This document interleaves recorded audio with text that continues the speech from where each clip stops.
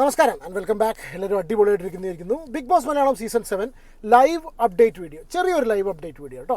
അതായത് കുറച്ച് മിനിറ്റുകൾക്ക് മുന്നെയാണ് നൂതില ചെരുപ്പ് ഫാക്ടറി എന്ന് പറഞ്ഞിട്ടുള്ള 3 ദിവസത്തെ ടാസ്ക് കൊടുത്തിരുന്നല്ലോ. ആ ടാസ്ക് കഴിഞ്ഞു.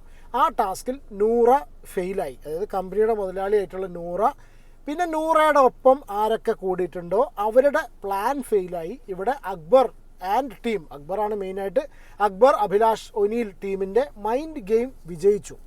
പിന്നെ എവിടെയും തൊടാതെ ഒരു ഗെയിമും മനസ്സിലാവാതെ നിന്നിരുന്ന ഷാനവാസ്, അപ്പുറത്ത് ബിന്നിയും ടീമൊക്കെ ഉണ്ടായിരുന്നു.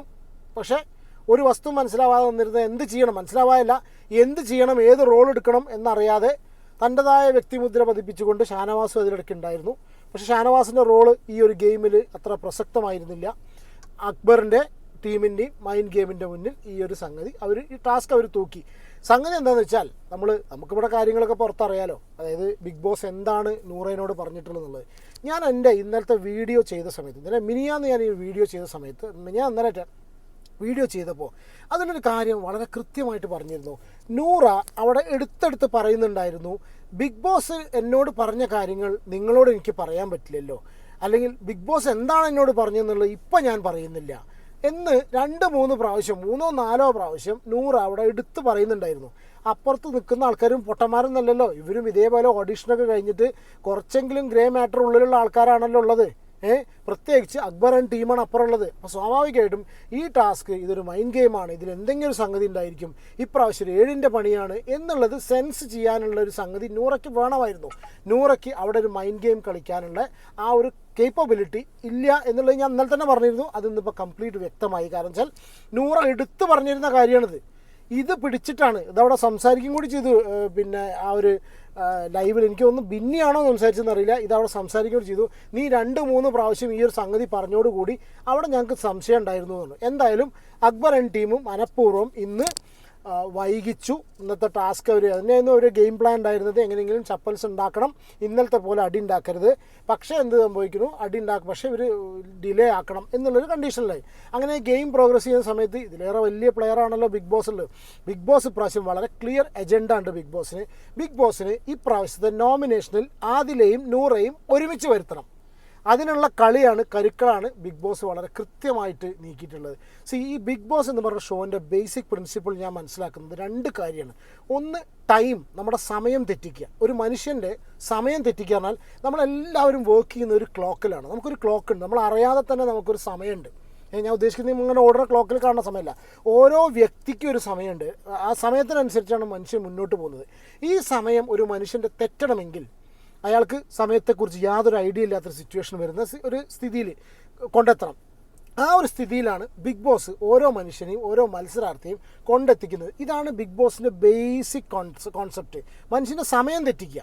ടൈം തെറ്റിച്ച് കഴിഞ്ഞാൽ പിന്നെ എന്ത് ചെയ്യണം എന്നറിയാതെ കൺഫ്യൂസ്ഡ് ആയി പോകും. ഓട്ടോമാറ്റിക്കലി നമുക്കിപ്പോൾ ഒരു കാര്യത്തിന് ഇപ്പോൾ ഇന്ന സമയത്ത് ഇന്നത് ചെയ്യണം നമുക്ക് അറിയുകൊണ്ടാണ്. ഇത് അറിഞ്ഞില്ലെങ്കിൽ നമ്മൾ കംപ്ലീറ്റ്ലി കൺഫ്യൂസ്ഡ് ആവും. നമുക്ക് എന്ത് ചെയ്യണം എന്നറിയില്ല. അത് നിങ്ങൾ ശരിക്കും ചിന്തിച്ച് നോക്കൂ.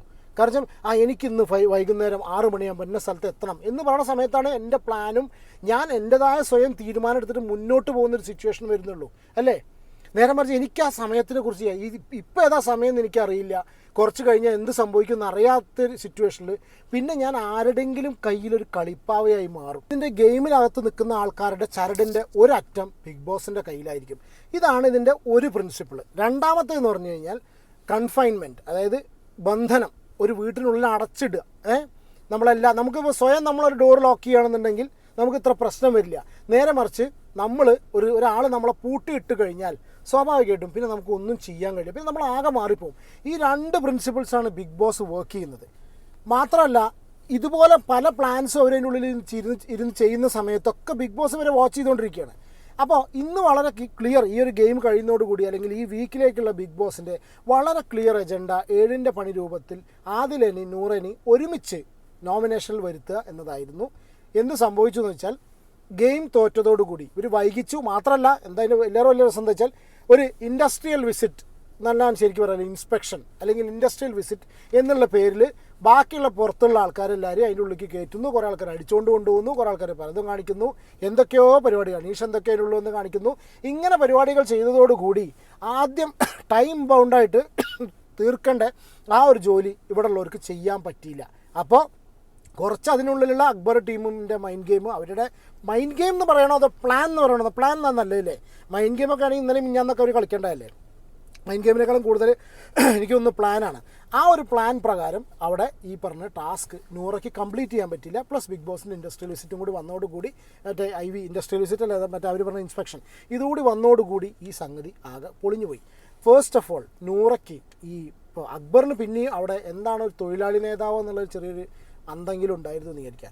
ഒരു കമ്പനിയുടെ മുതലാളി എന്താണ്, എങ്ങനെയാണ് തൊഴിലാളി നേതാവിനെ ഹാൻഡിൽ ചെയ്യേണ്ടത്, എങ്ങനെയാണ് വർക്കേഴ്സിനെ ഹാൻഡിൽ ചെയ്യേണ്ടത്, എങ്ങനെയാണ് ഒരു ഫാക്ടറിനെ ഹാൻഡിൽ ചെയ്യേണ്ടത്, ഈ രീതിയിലുള്ള ഒരു ചിന്താഗതി. ഇതൊരു ഗെയിം ആണെങ്കിൽ കൂടി ഇത് അറിഞ്ഞു കഴിഞ്ഞാൽ അടിസ്ഥാനപരമായിട്ട് എന്തൊക്കെ പ്രിൻസിപ്പിൾസ്, അതായത് ഓരോരുത്തരും അപ്പുറത്ത് നിൽക്കുന്നവൻ്റെ റോൾ എന്താണ്, നമ്മുടെ ഗെയിമർ അപ്പുറത്ത് ഓപ്പോസിറ്റ് നിൽക്കുന്ന ഗെയിമറുടെ റോൾ എന്താണ്, ആ റോളിൻ്റെ മൈൻഡ് സെറ്റ് എന്താണ്, അയാളുടെ ഡ്യൂട്ടീസ് റെസ്പോൺസിബിലിറ്റീസും അയാൾ എന്തായിരിക്കും മൈൻഡിൽ ചിന്തിക്കുന്നത് എന്ന് അറിഞ്ഞതിന് ശേഷമല്ലേ കളിക്കാൻ പറ്റുള്ളൂ അല്ലേ? നമുക്കിവിടെ പുറത്തിരുന്ന് പറയാം. അതുകൊണ്ടാണ് ഞാൻ ഈ ടൈം തെറ്റുന്ന കാര്യം എന്നുള്ളത് പറഞ്ഞിട്ടുള്ളത്. നമുക്ക് ഇവിടുന്ന് പറഞ്ഞ പോലെ അതിൻ്റെ ഉള്ളിൽ നിന്ന് ചിന്തിച്ച് മുന്നോട്ട് പോകാൻ പറ്റുന്ന ആളായിരിക്കണം. എന്തായാലും ഈ പറഞ്ഞ സംഗതി കാര്യങ്ങളൊക്കെ തെറ്റിച്ചു, പരിപാടി കൊളായി, നൂറ തോറ്റു. പുറത്ത് വന്നതിന് ശേഷം നൂറയുടെ കയ്യിൽ ബ്ലാക്ക് കോയിൻസ് കൊടുക്കാൻ പറ്റില്ലല്ലോ. നൂറയുടെ കയ്യിലിരിക്കുന്ന കോയിൻസേ ഉള്ളൂ. നമ്മൾ പറയില്ലേ, പൊട്ടനെ ചെട്ടി ചതിച്ചാൽ ചെട്ടി ദൈവം ചതിക്കും. ഇതൊരാൾ എഴുതിയ കമൻ്റ് ആയിരുന്നു കേട്ടോ. കാരണം എന്താണെന്ന് വെച്ചാൽ അഭിലാഷിനെ ഏതോ സ്നേഹിക്കുന്ന ഏതൊരാൾ പറഞ്ഞിട്ടുള്ള കമൻ്റാണത്. കാരണം വെച്ചാൽ അഭിലാഷിന് അന്ന് ഒരു പവറും കൊടുക്കാതെ നൂറ സ്വന്തം എല്ലാ പവറുകളും എടുത്തു വെച്ചു. പക്ഷെ അതന്നെയാണ് ഗെയിം കേട്ടോ. അപ്പോൾ ആ ഒരു സംഗതിക്ക് ഇപ്പോൾ നൂറയ്ക്ക് കിട്ടിയ പണി എന്നുള്ള രീതിയിലാണ് അന്ന് കമൻറ്റിലൂടെ ഒരാൾ വിശേഷിപ്പിച്ചിട്ടുള്ളത്. അപ്പോൾ അങ്ങനെ പുറത്തിറങ്ങിയ സമയത്ത് ഗോൾഡ് കോയിൻ ബാക്കിയുള്ളത് ഷാനവാസിന് 4 എണ്ണം, 2 എണ്ണം ആദിലേക്ക്, 2 എണ്ണം ജിഷിന്, അബിക്കൊന്ന്, ബിന്നിക്കൊന്ന്, ഈ ഒരു കണ്ടീഷനിൽ നൂറ കൊടുത്തു തീർത്തു. അപ്പോൾ നൂറയുടെ കയ്യിലുള്ള ഗോൾഡ് കോയിൻസ് കഴിഞ്ഞു. പിന്നെയാണ് സംഭവം ഉള്ളത്. പിന്നെ സൂപ്പർ നോമിനേഷൻ എന്നിട്ടുള്ള പവർ ഓൾറെഡി ഒന്ന് യൂസ് ചെയ്തു, ഒന്ന് പോവുകയും ചെയ്തു. ഇനി ഒന്നാണ് ബാക്കിയുള്ളത്. ഇനി ആണ് വരുന്നത് ബ്ലാക്ക് കോയിൻസ് കയ്യിലുണ്ടല്ലോ. ഈ ബ്ലാക്ക് കോയിൻ കയ്യിലുള്ളത് 2 കോയിൻസ് വീതം കയ്യിലുള്ളത് അബിക്കും നൂറയ്ക്കുമാണ്. അപ്പോൾ സ്വാഭാവികമായിട്ട് 2 പേരോടെ നിൽക്കുന്ന സമയത്ത് വീണ്ടും അടുത്ത ബിഗ് ബോസിൻ്റെ പ്ലാന് എല്ലാവരോടും കൂടി സെലക്ട് ചെയ്യാൻ പറഞ്ഞു. അതായത് അഭിലാഷിനും നൂറ ഒഴിച്ച് ബാക്കി എല്ലാവരോടും ഒരാളെ സെലക്ട് ചെയ്യാൻ പറഞ്ഞു. ഒബ്വിയസ്ലി എല്ലാവരും സെലക്ട് ചെയ്യുക അവിടെ നൂറേനെയാണ്. അങ്ങനെ നൂറേനെ എല്ലാവരും കൂടി സെലക്ട് ചെയ്തു. നൂറയുടെ ഇമ്മ്യൂണിറ്റി പോയി, ഒന്ന് യൂസ് ചെയ്തു, ഒന്ന് ഇമ്മ്യൂണിറ്റി പോയി. ഇനി ആകെ ഒറ്റ ഇത് മാത്രമേ ഉള്ളൂ. അത് മാത്രമല്ല രസം, അടുത്ത ആഴ്ചത്തെ പോയി എന്നല്ല പറഞ്ഞത്, ഈ ആഴ്ച അടുത്ത ആഴ്ച നോമിനേഷനിൽ നല്ല പറഞ്ഞത്, ഈ ആഴ്ച നൂറ നോമിനേഷനിൽ വന്നു എന്നുള്ളൊരു സംഗതി കൂടി ബിഗ് ബോസ് അങ്ങോട്ട് പറയുകയാണ്. അപ്പം നൂറ ഈ വീക്കിലി നോമിനേഷനിൽ വരുന്നുണ്ട്. നൂറ ഈ വീക്കിൽ നോമിനേഷനിൽ വരിക, അതിൻ്റെ കൂടെ ആദിലയും കൂടി നോമിനേഷനിൽ വരികയാണെങ്കിൽ സ്വാഭാവികമായിട്ടും അവിടെ ഒരു വോട്ട് സ്പ്ലിറ്റ് ഉണ്ടായിരിക്കും. ഇനിയിപ്പോൾ മറ്റേ ലക്ഷ്മി നോമിനേഷനിൽ വരിക, ലക്ഷ്മിയുടെ അന്നത്തെ സ്റ്റേറ്റ്മെൻറ്റ് ഭയങ്കര മോശമായിപ്പോയി, വളരെ മോശമായി പറഞ്ഞാൽ പറയാതിരിക്കാൻ വയ്യ. അതിന് വലിയൊരു സ്റ്റോറിയും കാര്യങ്ങളും അവരുടെ ബാക്ക്ഗ്രൗണ്ട് റിലേറ്റഡ് ആയിട്ടൊരു സ്റ്റോറി ഉണ്ട്. അത് എത്രത്തോളം ജെന്യുവൻ ആണെന്നുള്ളത് അറിയില്ല. ഞാൻ അതിൻ്റെ കാര്യങ്ങളൊന്നും നോക്കിയിട്ടില്ല. ചിലപ്പോൾ ഞാൻ അതിനെക്കുറിച്ചൊരു വീഡിയോ ചെയ്യും. വളരെ സീരിയസ് ആയിട്ട് ഒരു സംഗതി വന്നിട്ടുണ്ട്. ലക്ഷ്മി പറഞ്ഞിട്ടുള്ള പല കാര്യങ്ങളും കള്ളാണെന്നുള്ള കണ്ടീഷനിലാണ്. കുറച്ച് ഡീറ്റെയിൽസ് ഉണ്ട്. അത് ഏതൊക്കെയോ അക്കൗണ്ട്സ് നമുക്ക് ഫോർവേഡ് ചെയ്ത് തരുന്നതാണ്. എന്തായാലും റിയാലിറ്റി എന്നുള്ള അറിയാത്തതുകൊണ്ട്, സമയം എടുക്കാത്തതുകൊണ്ട്, അതിനെക്കുറിച്ച് നോക്കാത്തതുകൊണ്ടാണ് ഞാൻ ഇപ്പോൾ ഒരു വീഡിയോ ചെയ്യാത്തത്. അപ്പോൾ ലക്ഷ്മി ചെയ്തിട്ടുള്ള വലിയൊരു സ്റ്റേറ്റ്മെൻറ്റ് കൊണ്ടാണ് ഇപ്പോൾ വീണ്ടും തിരിച്ച് ആദിലേക്ക് നൂറയ്ക്കുള്ള വലിയ സപ്പോർട്ട് വന്നിട്ടില്ല. പക്ഷേ ഒരു കാര്യം ഞാൻ പറയട്ടെ, ആദില നൂറ 2 പേരും 2 കണ്ടസ്റ്റൻസ് ആക്കിയിട്ട് ഞാൻ ഇതിന് മുന്നേ വീഡിയോയിലും പറഞ്ഞിട്ടുണ്ട്.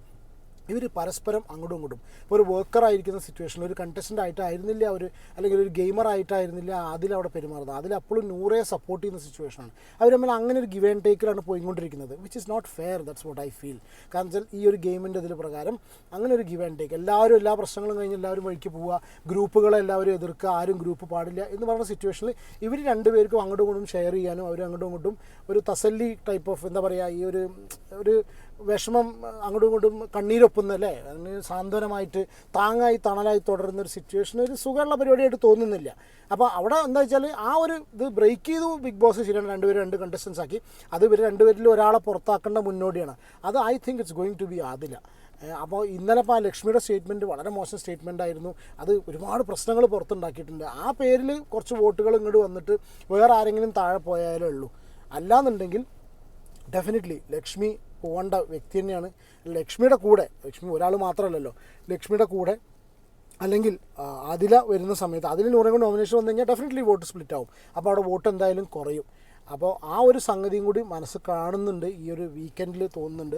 ഒരുപാട് കാര്യങ്ങൾ ലാലേട്ടൻ ചോദിക്കേണ്ട സംഭവമൊക്കെ ഉണ്ടാക്കാം, നമുക്ക് വീക്കെൻഡ് എപ്പിസോഡ് അടുക്കുന്ന സമയത്ത് പറയാം. അപ്പോൾ എന്തായാലും ഫൈനൽ സിറ്റുവേഷനിൽ ഇതാണ്. ആദില ഓൾമോസ്റ്റ് പുറത്ത് പോകും എന്നുള്ള ചെറിയൊരു കണ്ടീഷനിലാണ് ഇപ്പോൾ നിൽക്കുന്നത്. അതിപ്പോൾ അതിൽ നോമിനേഷനിൽ വരും, ആ ഒരു രീതിയിൽ വോട്ട് കുറയും സ്പ്ലിറ്റ്, അതാണ് ഞാൻ പുറത്ത് പോകുന്ന ഉദ്ദേശിച്ചത്. അപ്പോൾ ആ ഒരു കണ്ടീഷനിലാണ് ഇപ്പോൾ നിൽക്കുന്നത്. ബാക്കി പിന്നെ പുറത്ത് വോട്ട് ചെയ്യേണ്ട ആൾക്കാരുടെ കയ്യിലാണ് ഏത് രീതിയിൽ വോട്ടിംഗ് വരും, ആർക്കൊക്കെ എവിടെയൊക്കെ വരും എന്നുള്ള കാര്യങ്ങൾ നമുക്ക് പറയാൻ പറ്റില്ല.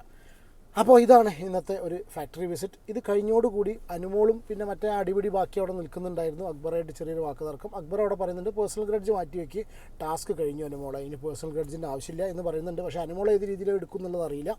കാരണം വെച്ചാൽ അനുമോൾക്ക് വലിയൊരു ചേഞ്ചാണ് നമ്മളിന്ന് കണ്ടിട്ടുള്ളത്. പിന്നെ അനീഷ് നട്ടർ വാരുന്നുണ്ട് അവിടെ. അങ്ങനത്തെ കാര്യങ്ങളൊക്കെയാണ് ലൈവിൽ നടക്കുന്നത്. അടുത്ത ഒരു ലൈവ് അപ്ഡേറ്റുമായിട്ട് വീണ്ടും ഒരു വീഡിയോ ആയിട്ട് വരാം. Take care. അതുവരെ കേട്ടോ.